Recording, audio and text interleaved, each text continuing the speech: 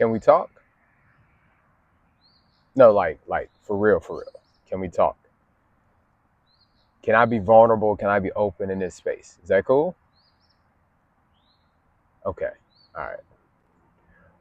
When I was a child, I used to think that I could only be three things in this world: a drug dealer, a barber, or a professional athlete. That was it. Those are the only three things that I thought as a child I can be and that I can do. Now, why did I think that? Representation. Representation matters. Representation is critically important.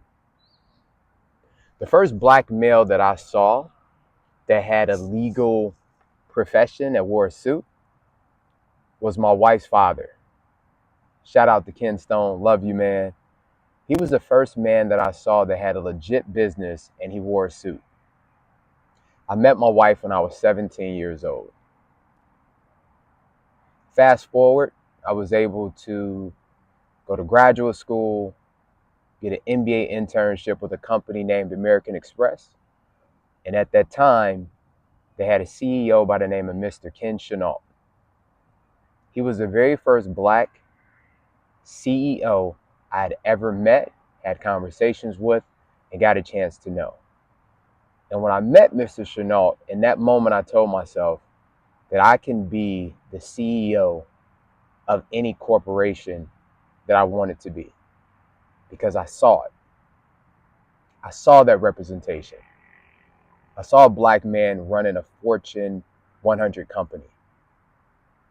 So as we think about our homeschoolers, representation is critical. They have to see it so that they can believe it.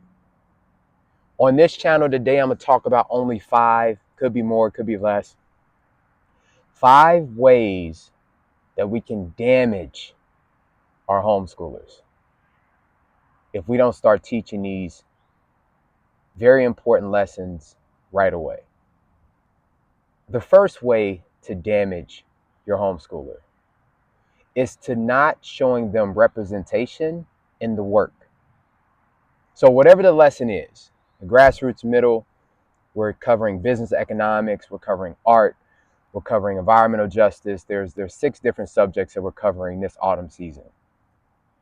Within the work that we review, they see representation of black and brown children. Give an example. I just posted this on social media. If you don't follow our social media channel, be sure to check it out on Instagram. We reviewed a black artist, Tom Fillings, who wrote an incredible book about black faces, and he's an artist, he's a cartoonist, he's an illustrator, and we had the children, or the scholars as I call them, start sketching out different images of what they look like, different images of what they saw within the book. And you just see how the kids light up when they see representation of themselves in the actual work that you're doing. Another example, we talked about entrepreneurship within our business economics course. And we did a whole study on Famous Amos. And many of you probably know Famous Amos, right? Some of you may not. But Famous Amos was way bigger than just making cookies. He built an enterprise. He was a huge philanthropist. He did a ton of stuff within the community.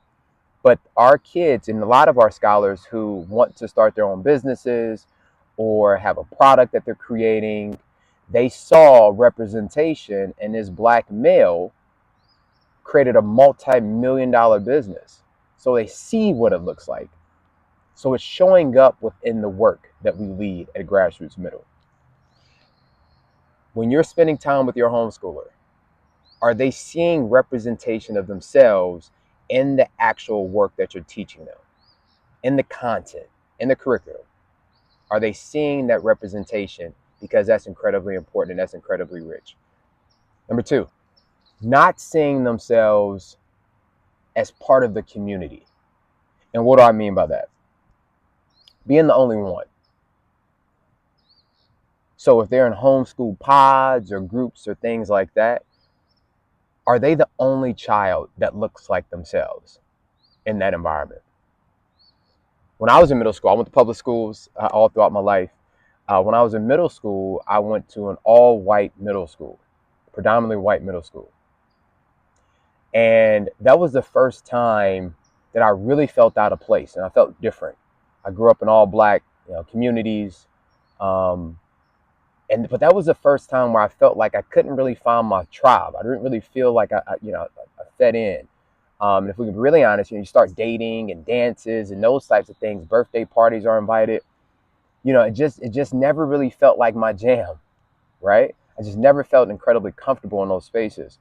So as you think about your homeschooler, if you're doing homeschool work with them indoors, grassroots, middle, again, we're outdoors. But even within the pockets or communities that they're showing up in, are they the only one? And oftentimes, if they are the only one, that gets a little bit tricky for a middle schooler, a homeschool middle schooler. So making sure that they are in communities of inclusion where they have representation around them always.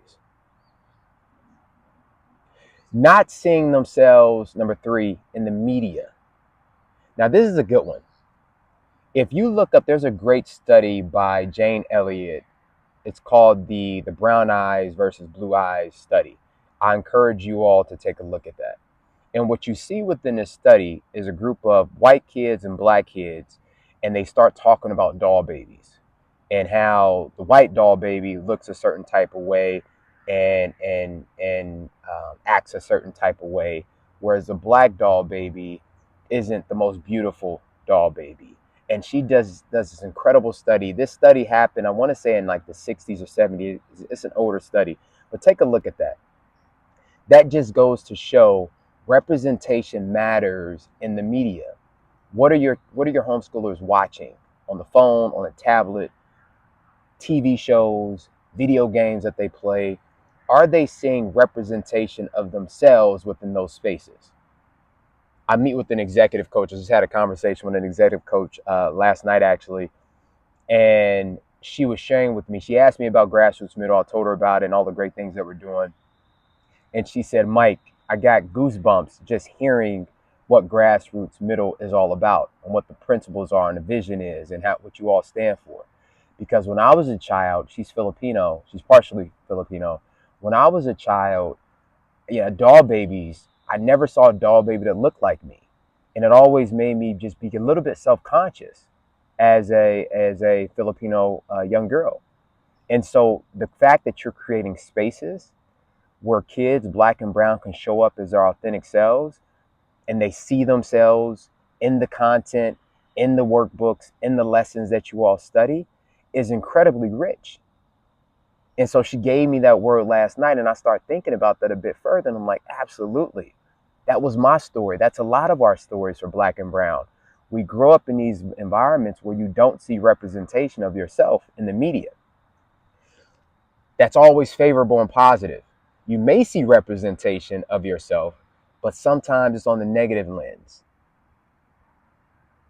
So for your homeschooler, I deeply encourage you, number 3, make sure the media that you're putting around them, they're seeing themselves within that space. And again, check out the study if you haven't a chance to take a look at that. It's pretty profound. Number 4, not celebrating their authentic self. Now, what does that mean? I once learned and read that you should go into environments where you feel celebrated and not tolerated. Where you feel celebrated and not tolerated. Is your homeschooler celebrated with all of the different activities that you have them in, all of the different lessons that you're sharing with them, the different groups and networks that you may be a part of? Is your homeschooler celebrated for their authentic selves? Number 5, not openly discussing different cultures. This is a big one. How do you damage a homeschool child? One of the ways of damaging them is not showing them the importance of diversity and culture. So leaning in on one particular diversity is can be damaging to your child. You want to make sure that you open them up to several different cultures, several different nationalities, several different geography locations, so that they can see the beauty in being different. They can see the uniqueness in being different. They can see the power in being different. So again, all the workshops, the lessons, the curriculum, take a look at all of that content and see if you see these 5 things within it. Do they see themselves in the work? Do they see themselves within the community? Do they feel as though they can be their authentic, celebrated self? Do they see themselves as having very different culture, norms, and things like that they can get around and feel comfortable in? So hopefully you enjoyed the channel. If you did, please subscribe, please like, please share. Drop me a comment in the comment section. Let me know if there's a topic that you are working with your homeschooler that you would love for me to share or talk about. I would love to do that if it's helpful. Take care. Until next time. Salute.